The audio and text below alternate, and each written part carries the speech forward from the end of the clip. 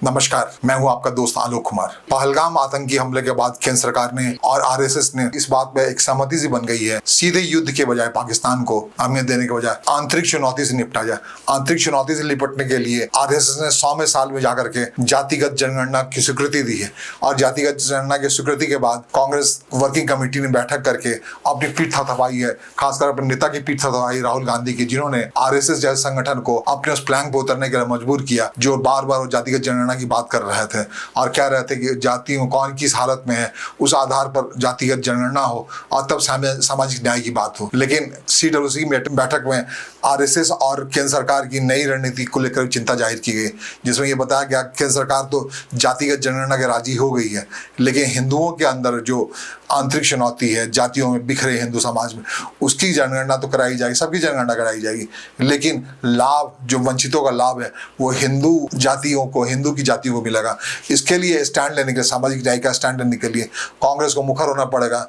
मुस्लिमों को या ईसाई को नहीं मिल सकने वाले उस आर्थिक लाभ की ओर, और वो एक डिसिसिव पॉलिटिक्स होगा जिसमें कांग्रेस एक बार फिर से उल्टे पांव पड़ जाएगी। ये भारी पड़ जाएगा दाव अगर उस लिस्ट में जातिगत जनगणना के बाद ऐसी जो आरक्षण की बात होती है, तो हिंदुओं के पिछड़े जातियों को, हिंदुओं के वंचित आबादियों को अगर आरक्षण के जरिए सहूलियत दी जाती है सामाजिक न्याय की, और उसमें मुस्लिमों को छोड़ दिया जाता है, ये तर्क देते हुए जो आरएसएस बहुत लंबे समय तक दे रही है कि हिंदू से मुस्लिम लोग इसलिए धर्मांतरित हुए कि वहाँ कहा गया कि वहाँ कोई जातिगत विभेद नहीं है, इसलिए बहुत बड़ी संख्या में लोग मुस्लिम हो गए, बहुत बड़ी संख्या में लोग ईसाई हो गए। वहाँ भी कहा गया कि वहाँ जातिगत विभेद नहीं है।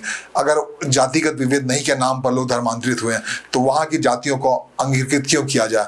तो एक रास्ता से उसे ये खुलेगा हिंदू वंचितों को ये स्वीकृति के साथ कि हाँ, जातियों में बटा है समाज, आज जातियों में एक अछूत वाली स्थिति है, जातियों में पिछड़ेपन वाली स्थिति है, कुछ सीमित जातियों के बीच में पूरी संपदा आ गई है। आज सामाजिक न्याय की बात अगर हो, अंत्योदय की बात हो, तो उन जातियों को अंगीकृत करके, पहचान करके SC ST की भावना से अलग। आपको बता दें कि 1950 में जब संविधान बना था तो अनुसूचित जाति और अनुसूचित जाति की श्रेणी, जनजाति की श्रेणी बची थी। उसमें जातियों का ब्यौरा देने के बजाय कहा गया कि वो एक क्लासिफाइड अनुसूचित जाति है, अनुसूचित जनजाति है, उसके आधार पर उनको दिया जाए।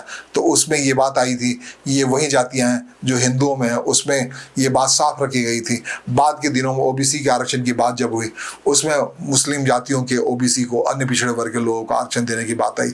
ये मान लिया गया शेड्यूल्ड ट्राइब में कोई भी मुस्लिम आबादी को आरक्षण नहीं दिया गया।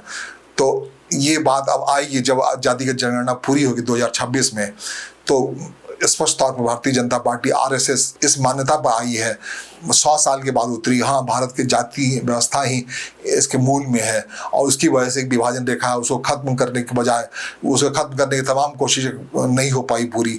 तब उन्होंने मान लिया कि हाँ, ये है, अब इसको अंत्योदय की प्रक्रिया को आगे बढ़ाना है, जो सबसे पीछे रह गए हैं उसको, तो इन्हीं जातिगत तरीके से उठाना पर सामाजिक न्याय को सिद्धांत के चलना पड़ेगा जो समाजवादी धड़ा से आता है। तो जाहिर तौर पर तो एक बार कांग्रेस को एक बड़ा झटका तब भी लगने वाला चुनाव के समय, जब उसको पैरवी करनी पड़ेगी कि मुस्लिमों को क्यों छोड़ रहा।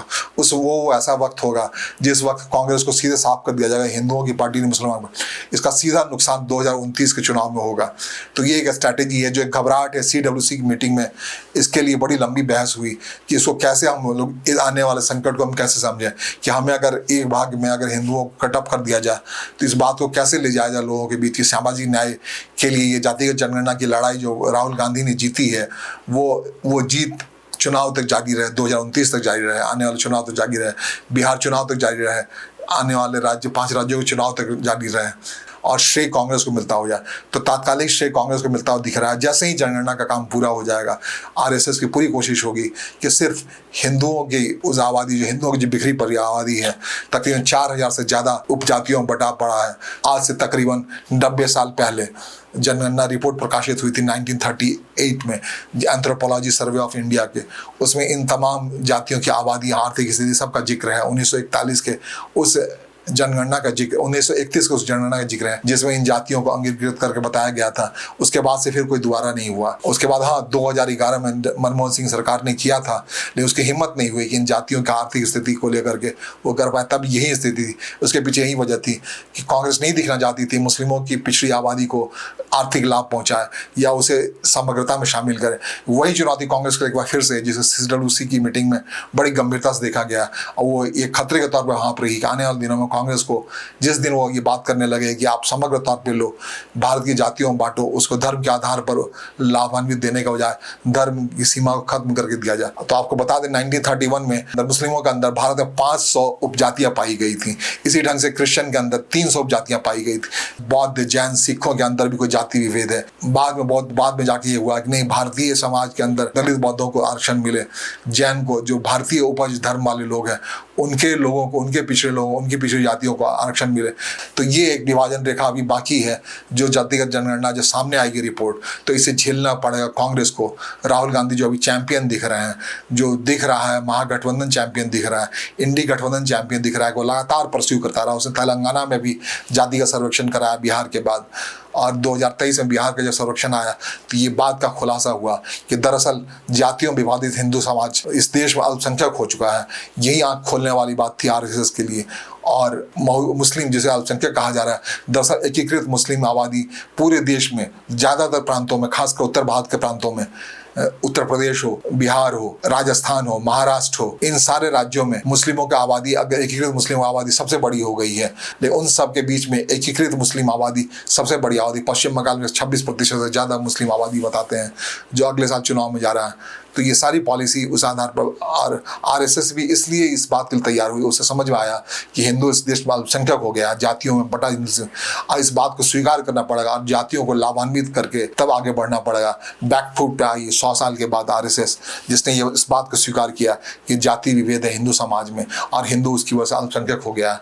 तो इस अल्पसंख्यक खत्म करने के लिए उसे आगे बढ़ाना होगा उन पिछड़ी जातियों को, और जैसे ही आर्थिक लाभ की स्थिति में आएगा तो जाति संबोधन या जाति विभाजन का खाई कम होगी, उसके उत्थान के लिए होगी, अंत्योदय करना।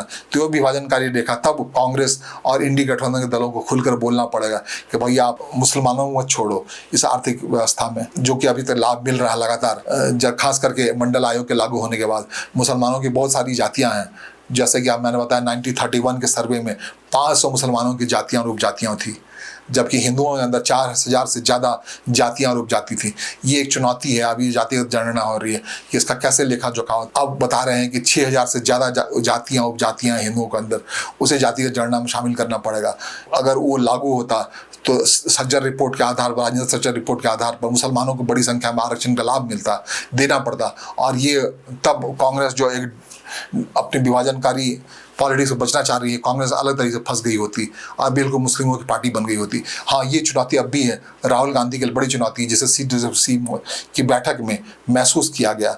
और जब सचिन पायलट CWC ब्रीफिंग कर रहे थे सामाजिक न्याय के लिए, जातीय जनगणना के लिए, राहुल गांधी की पीठ थपथपा रहे थे, कांग्रेस पार्टी की पीठ थपथपा रहे थे, इंडी गठबंधन की पीठ थपथपा रहे थे, तो वो इस अंदेशे को जताने से नहीं चूक रहे थे कि भैया आने वाला दाव कांग्रेस पर भारी पड़ सकता है। जिस ढंग से पूरी पॉलिटिक्स में राहुल गांधी अभी शेर बन के घूम रहे हैं कि भैया उनकी बात मान ली गई, उन्होंने नेहरू से चलकर अब तक कांग्रेस को पलटा दिया, बताया कि भारत में जातियां हैं और जातियों को पहचानना जरूरी है और उसके आधार पर ही सामाजिक न्याय की संभावना है। तो अभी राहुल गांधी आगे दिख रहे हैं, लेकिन ये पलटवार होना बाकी है। ये खतरे की घंटी है कांग्रेस के लिए, इस वार से वो कैसे खुद को संभालती है। नमस्कार, धन्यवाद।